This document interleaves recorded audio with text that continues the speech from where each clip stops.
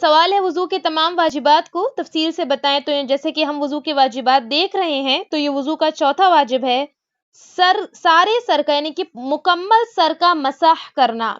جیسے کہ سورۃ المائدہ کی آیت ہے، آیت نمبر 6 جو آیت وضو کہلاتی ہے، جس میں اللہ تعالیٰ نے کہا ہے کہ جب تم نماز کے لیے چلو تو اپنے چہرے دھو لو اور اپنے ہاتھوں کو اپنے کوہنیوں سمیت دھو لو.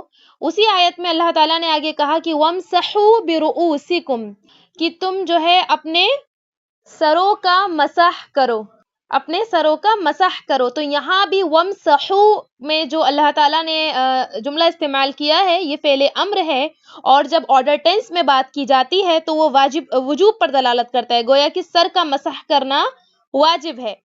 اسی طرح حدیث بھی اس کے متعلق آتی ہے کہ حضرت علی رضی اللہ عنہ نے نبی صلی اللہ علیہ وسلم کے وضو کے طریقے کے بیان میں فرمایا کہ آپ صلی اللہ علیہ وسلم نے اپنے سر کا ایک مرتبہ مسح کیا.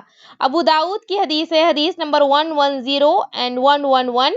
صحیح حدیث ہے کتاب الطہارہ. ترمذی میں حدیث نمبر 48، ابن ماجہ میں حدیث نمبر 436 اور صحیح حدیث ہے یہ. تو معلوم ہوا سر کا مسح کرنا واجب ہے، یعنی وضو کے دوران اپنے سر کا جو ہم مسح کرتے ہیں وہ واجب عمل ہے. اگر کسی سے وہ چھوٹ جائے تو پھر اس کا وضو درست نہیں ہوگا.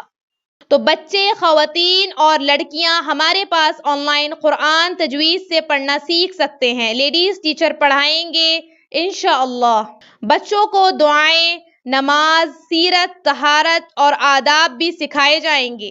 بڑی لڑکیوں اور خواتین کو طہارت کے مخصوص مسائل اور نماز کے مسائل بھی سکھائے جائیں گے، اور جو ضروری تعلیم و تربیت ہے وہ بھی کی جائے گی. آن لائن پڑھنے کے لیے 8106126040 پر واٹس ایپ کریں، یا تعلیم.education ویب سائٹ وزٹ کریں، یا آن لائن تعلیم یوٹیوب چینل وزٹ کریں اور دوسروں کو شیئر کریں.